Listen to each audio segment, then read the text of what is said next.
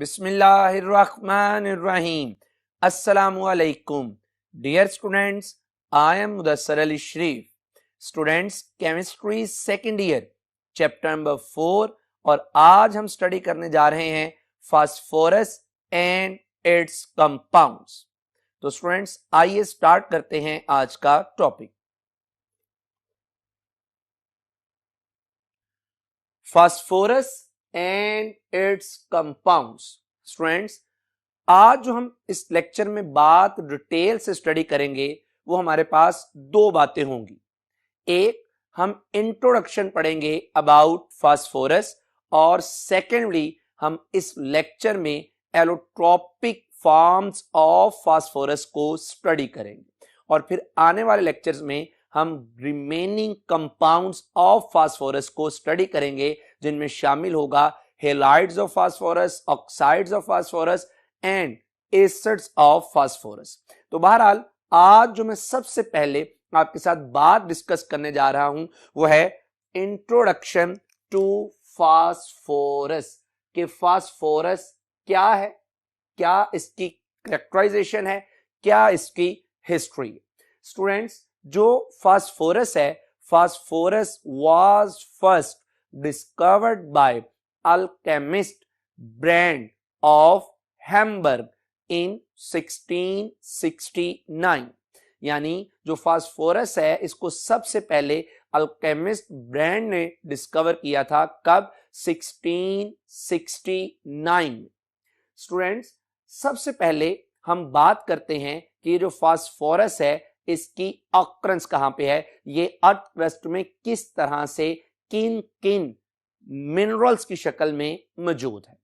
Students, जो phosphorus है, phosphorus is the second member of group 5th A. Students, अगर आप मॉडर्न पीरियोडिक टेबल देखें तो मॉडर्न पीरियोडिक टेबल में जो 5th ए ग्रुप है, जिसे आप नाइट्रोजन फैमिली भी बोलते हैं, इस नाइट्रोजन फैमिली में सबसे पहले नाइट्रोजन है और दूसरा जो मेंबर है 5th ए ग्रुप का, दैट इज फास्फोरस। सो बात ये तय हुई कि जो फास्फोरस है it belongs to the 5th A group of the modern periodic table और 5th ए ग्रुप में इसकी जो पोजीशन है that is at second position.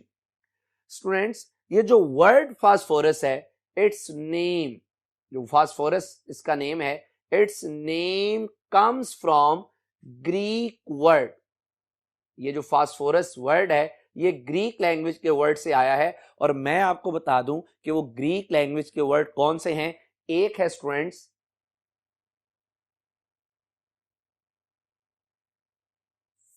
FOSS,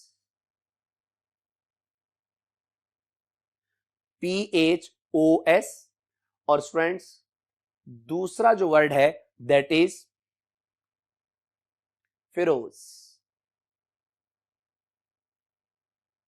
students, ये जो फर्स्ट वर्ड है इसका मतलब होता है light.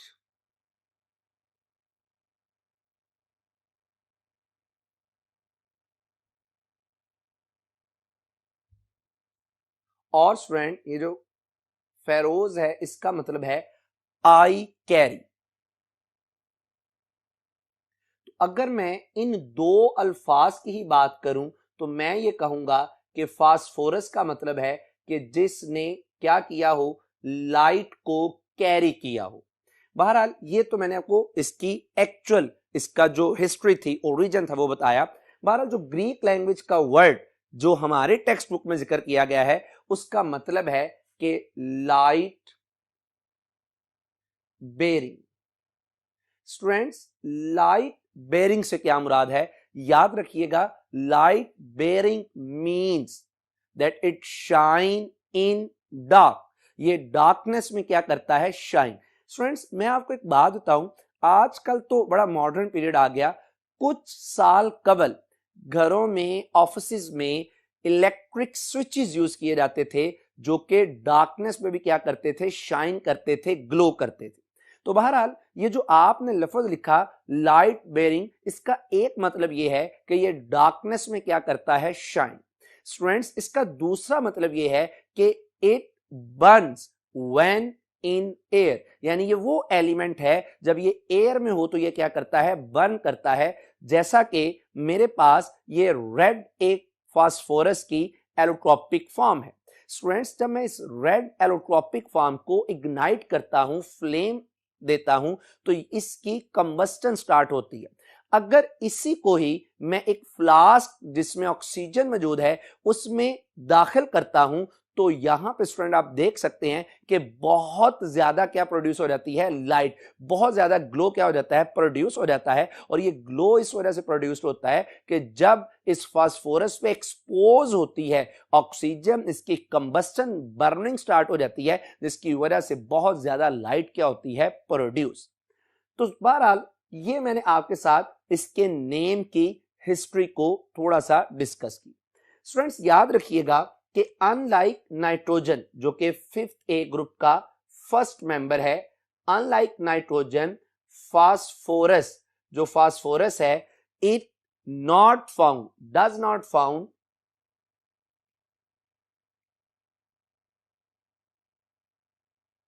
does not found in free state in nature. ये जो फास्फोरस है ये नेचर में फ्री स्टेट में एग्जिस्ट नहीं करता। अब स्टूडेंट्स, आपको इस बात का अच्छे से आइडिया है कि अगर ये फ्री स्टेट में नेचर में एग्जिस्ट नहीं करता तो इसका मतलब ये हुआ कि सर ये जो फास्फोरस है ये एक रिएक्टिव एलिमेंट। स्टूडेंट्स, याद रखिएगा कि phosphorus is purely non metal and it is very reactive. अब ये फ्री स्टेट में तो मौजूद नहीं होता, लेकिन याद रहे कि जो फास्फोरस है ये मिलता है, फाउंड इन डिपॉजिट्स ऑफ, जो फास्फोरस है found in deposits of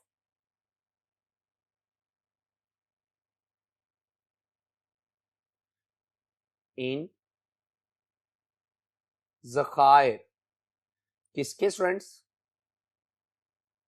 deposits of phosphate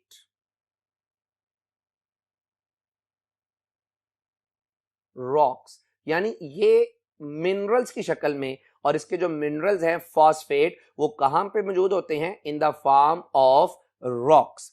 अब मैं स्टूडेंट्स आपको ये बता दूं कि ये रॉक्स में दो तरह से मौजूद होता है, रॉक्स में दो तरह से मौजूद होता है। एक स्टूडेंट ये एग्जिस्ट करता है इन फास्फोराइट की शक्ल में, फास्फोराइट का फार्मूला है Ca3PO4 ट्वाइस। दूसरा स्टूडेंट ये एग्जिस्ट करता है इन द फॉर्म ऑफ एपिटाइट, और एपिटाइट का फार्मूला है Ca5FPO4 थ्राइस। तो ये जो दो फास्फेट रॉक्स हैं इनमें फास्फोरस कंबाइंड स्टेट में क्या करता है, एग्जिस्ट करता है। स्टूडेंट्स, मैं आपको एक और बात बता दूं कि ये जो फास्फोरस है, phosphorus is the 11th most abundant element. कहां पर, most abundant element in earth crust. Earth crust में ये 11वें नंबर पर आता है अबंडेंट के लिहाज से। स्टूडेंट्स, बढ़ते हैं। अच्छा, एक और बात मैं आपको बता दूं कि average person has 3.5 kilograms of calcium phosphate, यानी Ca3PO4 ट्वाइस। जो पर्सन है उसमें एवरेज कैल्शियम फॉस्फेट की जो अमाउंट है दैट इज 3.5 किलोग्राम। स्टूडेंट्स, मजीद अगर इसकी ऑकरेंस में बात करें तो याद रखिएगा as a constituent, student constituent से मुराद है जुज, हिस्सा, as a constituent of plant and animal tissues, यानी प्लांट्स और एनिमल के टिश्यूज में ये फास्फोरस भी एज ए कॉन्स्टिट्यूएंट, ये उनका हिस्सा है. It is essential for their normal growth, यानी प्लांट्स और एनिमल में मौजूद जो टिश्यूज हैं उनकी नॉर्मल ग्रोथ के लिए भी जो एलिमेंट्स रिक्वायर्ड हैं उनमें से एक जो एलिमेंट है वो कौन सा है? फास्फोरस. इट अकर्स, ये पाया जाता है स्पेशली कहां पर? खास तौर पर in seeds, the yolk of eggs, यानी अंडे की जर्दी में, the nerves, brain and bone marrows, हड्डियों में मौजूद जो गूदा है, bone marrows, usually in the form of lecithins. Students याद रखिएगा कि ये जो लेसिथिन है ये नेम, जनरल नेम है किसका? Of family of compounds. ये कंपाउंड्स की एक फैमिली है, उसका जनरल नेम है. और स्टूडेंट्स ये जो कंपाउंड्स हैं दे हैव ऑयली नेचर, यानी आप इस तरह से कह सकते हैं कि जो लेसिथिन्स है they belongs to the lipids. Lipids organic compound है, नेचुरली अकरिंग बायोमॉलिक्यूल्स हैं, तो लेसिथिन्स का ताल्लुक लिपिड्स की फैमिली के साथ. स्टूडेंट्स नेक्स्ट जरा इसकी ऑकरेंस कोई बात करते हैं. Students in the form of calcium phosphate. अब ये कैल्शियम फास्फेट, जैसा कि मैंने आपसे पहले कहा कि एवरेज पर्सन में कैल्शियम फास्फेट की जो अमाउंट है दैट इज 3.5 किलोग्राम. तो इन the form of calcium phosphate ये जो हमारे पास फास्फोरस है ये क्या है? असेंशियल, एसेंशियल, लाजमी, एसेंशियल, कॉन्स्टिट्यूएंट हिस्सा है स्टूडेंट्स किसका? ऑफ बोन्स, यानी जो बोन्स हैं, हड्डियां हैं, उनका ये एसेंशियल कंस्टिट्यूएंट है. किसकी शक्ल में? कैल्शियम फास्फेट की शक्ल में. स्टूडेंट्स याद रखिएगा कि जो कैल्शियम फास्फेट है ये बोन ऐश में मौजूद है, यानी बोन ऐश कंटेन्स, बोन ऐश कंटेन्स, ये एमसीक्यू भी है स्टूडेंट्स कि जो बोन ऐश है दैट कंटेन्स 80%, बोन ऐश में क्या है? 80% कैल्शियम फॉस्फेट. स्टूडेंट्स याद रखिएगा कि ये जो कैल्शियम फास्फेट है that is the source of phosphorus. Source of phosphorus. एक बात स्टूडेंट्स और याद रखिएगा कि जो हमारे बोन्स और टीथ हैं, bones and teeth are 60% of phosphorus. जो बोन्स और टीथ हैं हमारे पास, ये ह्यूमन बींग्स में ये 60% फास्फोरस और इसके जो मिनरल है कैल्शियम फास्फेट उनमें ये 60% की शक्ल में मौजूद होता है. स्टूडेंट्स यहां तक मैंने आपके साथ जो डिटेल से बात की वो फास्फोरस की ऑकरेंस की. अब मैं बात करने जा रहा हूं एलोट्रॉप्स ऑफ फास्फोरस. स्टूडेंट्स इसमें सबसे पहले देखते हैं कि एलोट्रॉप्स क्या होती हैं. स्टूडेंट्स एलोट्रॉपी एक ऐसा फिनोमिना है, allotropy in which a element exist in more than one crystalline form, यानी एलोट्रॉपी एक ऐसा फिनोमिना है जिसमें एलिमेंट एक ही है बट उसकी क्रिस्टलाइन फॉर्म क्या होती हैं, डिफरेंट। जैसे आपको बड़े बेहतर तरीके से पता है कि जो कार्बन है इसकी डिफरेंट क्रिस्टलाइन फॉर्म है, जैसे डायमंड है, जैसे ग्रेफाइट है, जैसे बकीबाल है। तो ये जो कार्बन का डिफरेंट क्रिस्टलाइन फॉर्म में एग्जिस्ट करना है, इस फिनोमिना को हम क्या बोलते हैं, एलोट्रॉपी। और ये जो डिफरेंट हमारे पास इसकी क्रिस्टलाइन फॉर्म्स आती हैं, these are called allotropic forms या एलोट्रॉप्स। इसी तरह स्टूडेंट यहां पे अगर मैं कहता हूं कि एलोट्रॉप्स ऑफ फास्फोरस, तो इसका मतलब ये हुआ कि फास्फोरस भी क्या करता है, डिफरेंट क्रिस्टलाइन फॉर्म में एग्जिस्ट करता है। स्टूडेंट्स याद रखिएगा कि phosphorus can exist in at least, इसकी कितनी क्रिस्टलाइन फॉर्म्स हैं, 6 crystalline forms, and all these forms are solid. तो मैं आपसे ये कहना चाह रहा हूं कि phosphorus exist in 6 allotropic forms. अब स्टूडेंट्स ये जो 6 एलोट्रॉपिक फॉर्म्स हैं, अगर आप ये देखें तो इनमें हमारे पास है व्हाइट फास्फोरस, इनमें हमारे पास है रेड फास्फोरस, स्टूडेंट्स इसमें शामिल है ब्लैक, ये नाम है इसकी एलोट्रॉपिक फॉर्म के, ब्लैक फास्फोरस। और याद रहे कि ये जो ब्लैक फास्फोरस है इट एग्जिस्ट इन 2, यानी 2 फॉर्म्स, एक है अल्फा ब्लैक फास्फोरस, एक है बीटा ब्लैक फास्फोरस। और स्टूडेंट ये यूं इस तरह से आपके पास हो गई 4 एलोट्रॉपिक फॉर्म। पांचवी इसकी एलोट्रॉपिक फॉर्म है वायलेट फास्फोरस, और छठी इसकी एलोट्रॉपिक फॉर्म है स्कारलेट फास्फोरस। स्टूडेंट्स ये टोटल 6 इसकी एलोट्रॉपिक फॉर्म है। आज इस लेक्चर में हम इसकी 3 एलोट्रॉपिक फॉर्म को स्टडी करेंगे। उनमें सबसे पहले हमारे पास होगा व्हाइट फास्फोरस, दूसरे नंबर पे हम इसको डिस्कस करेंगे रेड फास्फोरस, और स्टूडेंट्स तीसरी और आखिरी जो इसकी एलोट्रॉपिक फॉर्म डिस्कस करेंगे that is black phosphorus. Student सबसे पहले हम बात करते हैं white phosphorus. Students white phosphorus की सबसे पहले डिस्कस करते हैं फिजिकल प्रॉपर्टीज। अब स्टूडेंट फिजिकल प्रॉपर्टीज में याद रखिएगा कि ये जो व्हाइट फास्फोरस है it is most reactive allotropic form of phosphorus, ये फास्फोरस की मोस्ट रिएक्टिव फॉर्म। स्टूडेंट ये जो व्हाइट फास्फोरस है इट इज पॉइजनस, ये बहुत ज्यादा क्या होती है, जहरीली होती है। Student this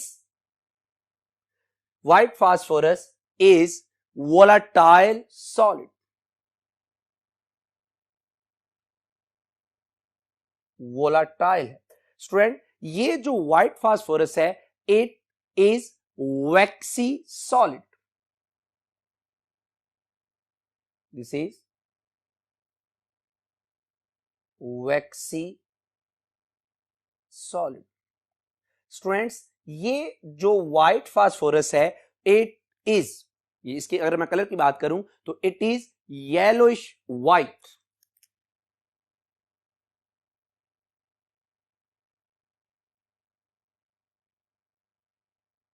yellowish white in colour.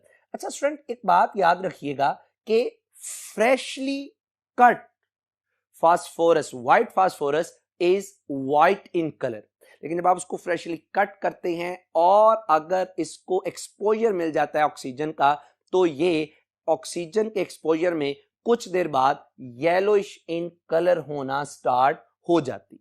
Students याद रखिएगा कि ये जो व्हाइट फास्फोरस है इट इज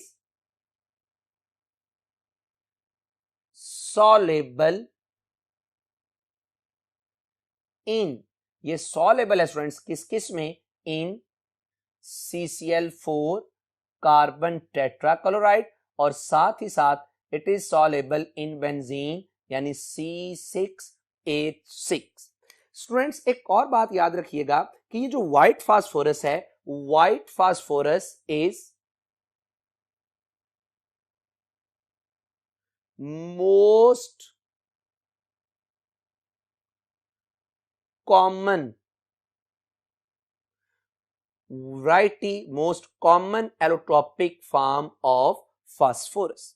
तो स्टूडेंट्स यहां तक हमने इसकी डिस्कस की कुछ फिजिकल प्रॉपर्टीज। बढ़ते हैं इसके स्ट्रक्चर की तरफ, और इसके स्ट्रक्चर से मैं ये बात साबित करूंगा कि जो व्हाइट फास्फोरस है it is most reactive allotropic form of phosphorus. Structure students, ये जो व्हाइट फास्फोरस है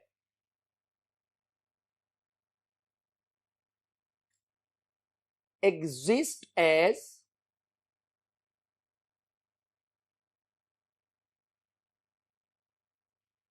tetra atomic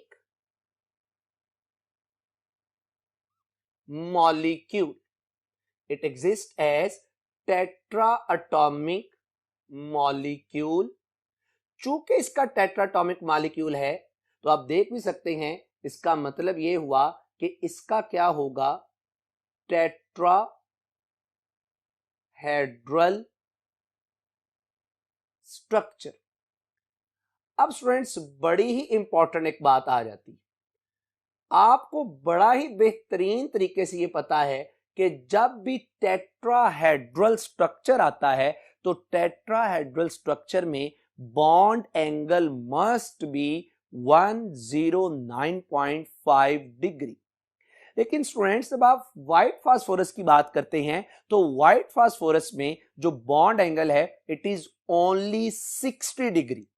चूंकि ये जितना बॉन्ड एंगल होना चाहिए था उसकी निस्बत बहुत कम है, इसकी वजह से ये व्हाइट फास्फोरस में एंगल स्ट्रेन आ जाती है। और जितनी ज्यादा एंगल स्ट्रेन है कि जितना एंगल होना चाहिए था और जितना है दोनों में फर्क, जितना ये फर्क ज्यादा होगा उतनी एंगल स्ट्रेन ज्यादा होगी, जिसकी वजह से जो स्ट्रक्चर होगा वो उतना अनस्टेबल होगा।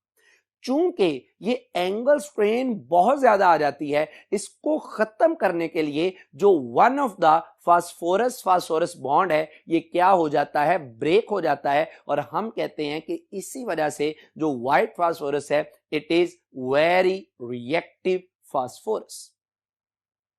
स्टूडेंट्स नेक्स्ट बात करते हैं व्हाइट फास्फोरस पे इफेक्ट ऑफ हीटिंग। स्टूडेंट्स याद रखिएगा कि it boils at 280 degree C to P4, यानी 280 डिग्री सी पे ये क्या होती है, बॉयल, और किसमें कन्वर्ट हो जाती है, P4 वेपर्स में, विच डिसोसिएट। और ये जो P4 वेपर्स बनते हैं ये डिसोसिएट हो जाते हैं स्टूडेंट्स किस में, above 700 degree C to form P2 molecules. तो दो बातें हो गई कि 280 डिग्री सी पे ये बॉयल होके P4 वेपर्स में चला जाता है। जब आप इसे मजीद हीट करते हैं तो अबव 700 डिग्री सी ये कन्वर्ट हो जाता है स्टूडेंट्स किस में, P2 मॉलिक्यूल्स में। और मैं आपको एक और बात बता दूं कि ये जो हमारे पास व्हाइट फास्फोरस है eight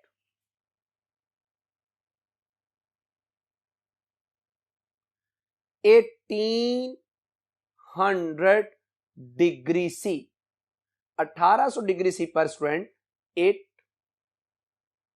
has formula. Students at 1800 degree C इसका फार्मूला ही क्या बन जाता है, P2। क्यों, क्योंकि इस टेम्परेचर पे जाके ये क्या हो जाती है, डिसोसिएट हो जाती है। स्टूडेंट्स यहां तक जो मैंने आपसे बात की वो बात थी हमारे पास व्हाइट फास्फोरस। स्टूडेंट्स अब बढ़ते हैं red phosphorus, that is the second allotropic form of phosphorus. Students ये जो रेड फास्फोरस है, सबसे पहले अगर इसकी फिजिकल प्रॉपर्टीज की बात करें तो याद रखिएगा कि जो रेड फास्फोरस है इट इज लेस रिएक्टिव। ये रेड फास्फोरस लेस रिएक्टिव है as compare to white phosphorus. और साथ ही साथ स्टूडेंट्स याद रखिएगा इट इज लेस पॉइजनस, इसका जहरीलापन भी क्या होता है, व्हाइट फास्फोरस की निस्बत कम होता है। स्टूडेंट्स बात करते हैं इसकी प्रेपरेशन। अच्छा, यहां पे मैंने लिख दिया ना रेड फास्फोरस लेस रिएक्टिव, तो अब क्यों है वो भी इंशाल्लाह मैं आपके साथ इसके स्ट्रक्चर में डिस्कस करूंगा। स्टूडेंट्स प्रेपरेशन की अगर बात करें तो it is prepared by heating phosphorus. जब आप क्या करते हैं, फास्फोरस को हीट करते हैं। किस फास्फोरस को हीट करते हैं, याद रखिएगा, when you heat white phosphorus, किसकी मौजूदगी में, in presence of little iodine, iodine या सल्फर की मौजूदगी में, जो काम करते हैं किसके तौर पर, कैटलिस्ट के तौर पर, और ये रिएक्शन होता है up to 250 degree C in vacuum, यानी जहां पे कोई एयर मौजूद ना हो। यानी आप करते क्या हैं कि ये जो व्हाइट फास्फोरस है, इस व्हाइट फास्फोरस को आप 250 डिग्री सी पे हीट करते हैं, तो यहां से ये व्हाइट फास्फोरस कन्वर्ट हो जाती है स्टूडेंट किस में, रेड फास्फोरस में, और ये रिएक्शन होता है किसकी मौजूदगी में, आयोडीन या सल्फर की मौजूदगी। स्टूडेंट्स याद रखिएगा कि ये जो प्रोसेस है, दैट प्रोसेस कंप्लीट्स इन, बड़ी इंटरेस्टिंग बात आपको बताने लगा हूं कि दैट प्रोसेस कंप्लीट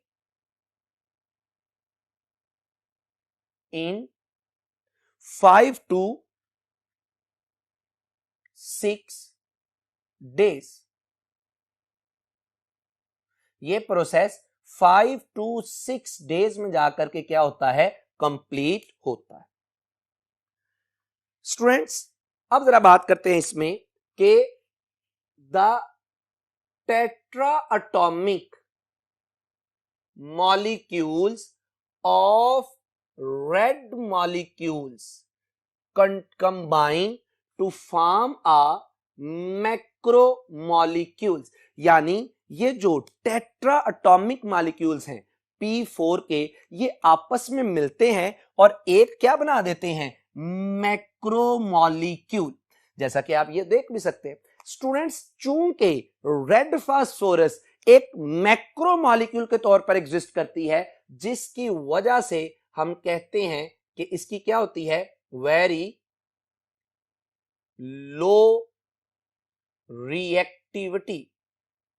अब ये बात क्लियर हो गई कि आखिर ऐसी क्या वजह है जिसकी वजह से रेड फास्फोरस की रिएक्टिविटी कम है। तो उसकी वजह यह है कि रेड फास्फोरस एग्जिस्ट करती है किसकी शक्ल में, मैक्रोमॉलिक्यूल्स की शक्ल में। और याद रखिएगा कि मैक्रोमॉलिक्यूल में जो फोर्सेस हैं वो क्या होती हैं, ज्यादा, जिसकी वजह से इनकी रिएक्टिविटी क्या हो जाती है, कम, और इनकी स्टेबिलिटी क्या हो जाती है, ज्यादा हो जाती है।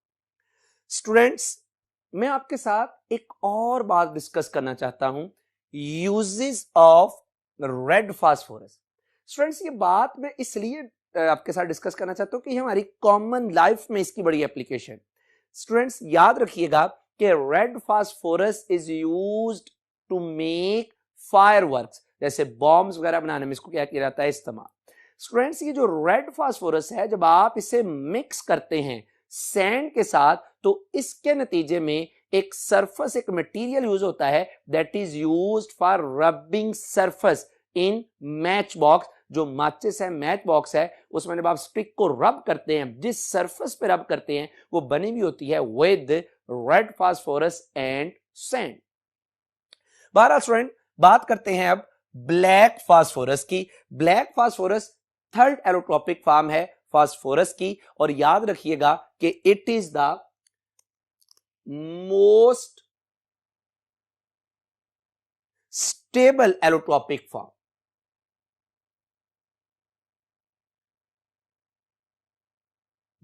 मोस्ट स्टेबल, तो अंडरस्टूड है कि अगर ये मोस्ट स्टेबल है तो ये क्या होगी, लीस्ट रिएक्टिव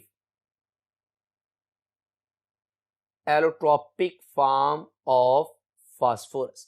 स्टूडेंट्स यहां पे एक बहुत ही इंटरेस्टिंग फैक्ट आपके साथ स्टडी करने जा रहा हूं कि याद रखिएगा कि जो ब्लैक फास्फोरस है it resembles in appearance, properties and structure with graphite, यानी इसकी अपीयरेंस, इसकी प्रॉपर्टीज, इसका जो स्ट्रक्चर है ये रिजेंबल करता है किसके साथ? ग्रेफाइट के साथ। तो मैं ये भी कह सकता हूं कि जैसे ग्रेफाइट का स्ट्रक्चर है, जैसे ग्रेफाइट की अपीयरेंस है ब्लैक, इसी तरह से ब्लैक फास्फोरस की होती है। और याद रखिएगा जो ब्लैक फास्फोरस है इट हैज पकड़ रिंग, जैसा कि आप देख सकते हैं, और इस पकड़ रिंग की वजह से ये बहुत बड़ा स्ट्रक्चर डेवलप हो जाता है, जिसकी वजह से इसकी स्टेबिलिटी क्या कर जाती है? इंक्रीज कर जाती है। स्टूडेंट्स अगर इसकी प्रेपरेशन की बात की जाए तो याद रखिएगा कि ब्लैक फास्फोरस इज प्रिपेयर्ड, ये प्रिपेयर होती है कब? बाय हीटिंग, जब आप उसकी हीट करते हैं किसको? Red phosphorus at high temperature and pressure. जब आप रेड फास्फोरस को हाई टेम्परेचर और प्रेशर पर हीट करते हैं तो इसके नतीजे में हमारे पास जो फास्फोरस की एरोट्रॉपिक फॉर्म बनती है that is black phosphorus. Students यहां तक मैंने आपके साथ डिटेल से स्टडी किया डिफरेंट यानी 3 एरोट्रॉपिक फॉर्म्स ऑफ फास्फोरस। अब मैं आपके लिए आपको याद करवाने के लिए इन तीनों एरोट्रॉपिक फॉर्म्स का कंपैरिजन दे रहा हूं एक टेबल की शक्ल में, ताकि आप इनको कंपेयर करते हुए अच्छे तरीके से क्या कर लें? याद कर लें। इसके लिए मैंने एक कॉलम में प्रॉपर्टी नेम लिख दिया, दूसरे कॉलम में व्हाइट फास्फोरस, तीसरे कॉलम में मैंने आपके पास रेड फास्फोरस और चौथे में मैंने ब्लैक फास्फोरस लिख दिया। स्टूडेंट्स मैंने इन सब की चंद एक प्रॉपर्टीज को आपके सामने लिख दिया, जैसे मैंने इनकी अपीयरेंस लिख दी, जैसे मैंने इनकी स्ट्रेट लिख दी, अपीयरेंस लिख दी, स्ट्रेट लिख दी। जैसा कि स्ट्रेट का आपको पता है कि जो हमारे पास व्हाइट फास्फोरस है इट इज वैक्सी सॉलिड, जो हमारे पास मौजूद है red phosphorus it is brittle powder, और जो हमारे पास मौजूद है ब्लैक फास्फोरस ये हमारे पास क्रिस्टलाइन स्ट्रक्चर की शक्ल में होता है। इसी तरह स्टूडेंट्स मैंने इनके मेल्टिंग पॉइंट लिख दिए, मैंने इनका आपके सामने टेस्ट लिख दिया, ऑर्डर लिख दिया। गो के डिफरेंट प्रॉपर्टीज जो मैंने आपके साथ अभी डिस्कस की, इन प्रॉपर्टीज को मैंने एक कंपैरिजन की शक्ल में लिख दिया ताकि आपको याद करने में क्या हो? आसानी हो। तो स्टूडेंट्स आज का हमारा ये लेक्चर यहीं पर खत्म होता है। आपसे मुलाकात होगी अगले लेक्चर में। अपना बहुत ख्याल रखिएगा। अस्सलाम।